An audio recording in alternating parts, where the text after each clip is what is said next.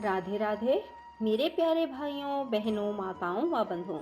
संस्कार की बातें चैनल में आपका स्वागत है। बंधुओं, आज बैसाख मास गुरुवार के दिन मैं आपको सुना रही हूँ विष्णु पुराण से भगवान विष्णु की कथा। बंधुओं, बैसाख मास भगवान विष्णु को अति प्रिय है और इसी प्रकार गुरुवार का दिन भी भगवान की पूजा अर्चना का दिन है। इसलिए आज गुरुवार के दिन आप भगवान विष्णु की इस कथा को अवश्य सुने और पुण्य को प्राप्त करें। बंधुओं, यदि आपने YouTube चैनल संस्कार की बातें अब तक सब्सक्राइब नहीं किया तो जरूर करें और बेल आइकन दबाना ना भूलें ताकि आपको हमारी आने वाली सभी वीडियोस की जानकारी सबसे पहले हो सके। बोलो विष्णु भगवान की जय हो। भीष्म जी ने पूछा, विप्रवर, मनुष्य को भी देवत्व, सुख, राज्य, धन, यश, विजय, भोग, आरोग्य, आयु, विद्या, लक्ष्मी, पुत्र, बंधु वर्ग एवं सब प्रकार के मंगल की प्राप्ति कैसे हो सकती है, यह बताने की कृपा करें। कुलसत्य जी ने कहा, राजन, इस पृथ्वी पर ब्राह्मण सदा ही विद्या आदि गुणों से युक्त और श्री संपन्न होता है। तीनों लोकों और प्रत्येक युग में ब्राह्मण देवता नित्य पवित्र माने गए हैं। ब्राह्मण देवताओं का भी देवता है। संसार में उसके समान कोई दूसरा नहीं है। वह साक्षात धर्म की मूर्ति है और इस पृथ्वी पर सबको मोक्ष प्रदान करने वाला है। ब्राह्मण सब लोगों का गुरु, पूज्य और तीर्थ स्वरूप मनुष्य है। ब्रह्मा जी ने उसे सब देवताओं का आश्रय बताया है।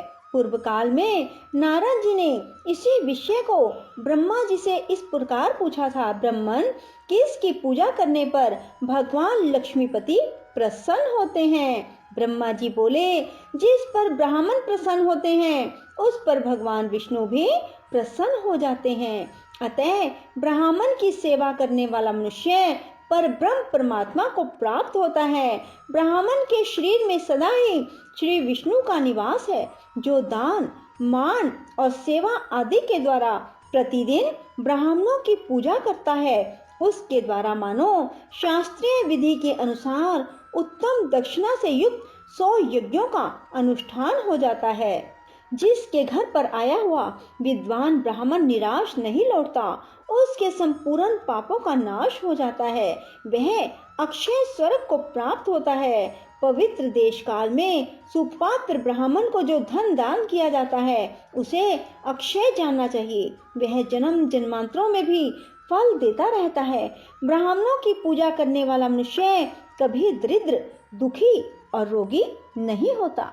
जिस घर के आंगन में ब्राह्मणों की चरण धूलि पड़ने से पवित्र एवं शुद्ध होते रहते हैं, वे पुण्य क्षेत्र के समान है। उन्हें यज्ञ कर्म के लिए श्रेष्ठ माना गया है। पूर्व काल में ब्रह्मा जी के मुख से पहले ब्राह्मण का प्रादुर्भाव हुआ, फिर उसी मुख से जगत की सृष्टि और पालन के हेतुभूत वेद प्रकट हुए। विधाता ने समस्त लोकों की पूजा ग्रहण करने के लिए, समस्त यज्ञों के अनुष्ठान के लिए ब्राह्मण के ही मुख में वेदों को समर्पित किया। पितृयज्ञ, विवाह, अग्निहोत्र, शांति कर्म, सब प्रकार के मांगलिक कार्यों में ब्राह्मण सदा उत्तम माने गए हैं। ब्राह्मण के ही मुख से देवता हव्य का और पितर कव्य का उपभोग करते हैं। ब्राह्मण के बिना दान, होम और बलि सब निष्फल होते हैं। जहाँ ब्राह्मणों को भोजन नहीं दिया जाता, वहाँ असुर, प्रेत, दैत्य और राक्षस भोजन करते हैं। दान, होम आदि में ब्राह्मण को बुलाकर उन्हीं से सब कर्म कराना चाहिए। उत्तम देश काल में उत्तम पात्र को दिया हुआ दान लाख गुना अधिक फलदायक होता है। ब्राह्मण को देखकर श्रद्धा पूर्वक उसको प्रणाम करना चाहिए। उसके आशीर्वाद से मनुष्य की आयु बढ़ती है, वह चिरंजीवी होता है। ब्राह्मण को देखकर उसे प्रणाम न करने से, ब्राह्मण के साथ द्वेष रखने से, उसके प्रति अश्रद्धा करने से मनुष्यों की आयु क्षीण हो जाती है। उनके धन ऐश्वर्य का नाश होता है, परलोक में उनकी दुर्गति होती है। ब्राह्मण का पूजन करने से आयु, यश, विद्या और धन की वृद्धि होती है तथा मनुष्य श्रेष्ठ दशा को प्राप्त होता है। इसमें तनिक भी संदेह नहीं है। जिन घरों में ब्राह्मण के चरणोदक से कीच नहीं होती, जहाँ वेद और शास्त्रों की ध्वनि नहीं सुनाई देती, जो यज्ञ, तर्पण और ब्राह्मणों के आशीर्वाद से वंचित रहते हैं, वे शमशान के समान हैं। नारद जी ने पूछा, पिताजी, कौन ब्राह्मण अत्यंत पूजनीय है? ब्राह्मण और गुरु के लक्षण का यथावत वर्णन कीजिए। ब्रह्मा जी ने कहा, वत्स, श्रोत्रिय और सदाचारी ब्राह्मण की नित्य पूजा करनी चाहिए। जो उत्तम व्रत का पालन करने वाला और पापों से मुक्त है, वह मनुष्य तीर्थ स्वरूप है। उत्तम श्रोत्रिय कुल में उत्पन्न होकर भी जो वैदिक कर्मों का अनुष्ठान नहीं करता, वह पूजित नहीं होता। असत क्षेत्र मात्र कुल में जन्म लेकर भी जो वेद अनुकूल कर्म करता है, वह पूजा के योग्य है। जैसे महर्षि वेद व्यास और ऋष्यसिंह, विश्वामित्र यद्यपि क्षत्रिय कुल में उत्पन्न हैं, तथापि अपने सत्कर्मों के कारण वे समान हैं। इसलिए बेटा, तुम पृथ्वी के तीर्थ स्वरूप क्षत्रिय और ब्राह्मण के लक्षणों को सुनो।